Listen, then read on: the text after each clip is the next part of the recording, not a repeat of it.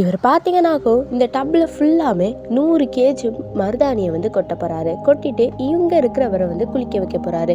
குளிச்சிட்ட பிறகு என்ன ஆகுது அப்படிங்கிறது தான் இந்த வீடியோவில் பார்க்க போகிறோம். அதுக்கு முன்னாடி நம்ம சேனலை லைக் அண்ட் சப்ஸ்கிரைப் பண்ணுங்கள். இப்போ வாங்க வீடியோக்குள்ளே போகலாம்.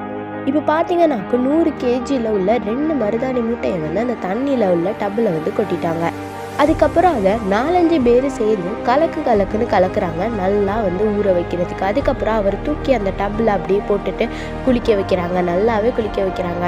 அவரோட மூஞ்சி கை கால்னு சொல்லிட்டு எல்லா இடத்துலையுமே மருதாணியை பூசுகிறாங்க. அதுக்கப்புறமா என்ன பண்ணுறாங்கன்னா, அவங்கள காய வைக்கிறதுக்காக வேண்டி வெயிலில் வச்சு பார்த்தா வெயிலுமே அதுக்கு வரல, அதனால் ஹேர் ட்ரையரை வச்சு அவங்க வந்து காய வைக்கிறாங்க.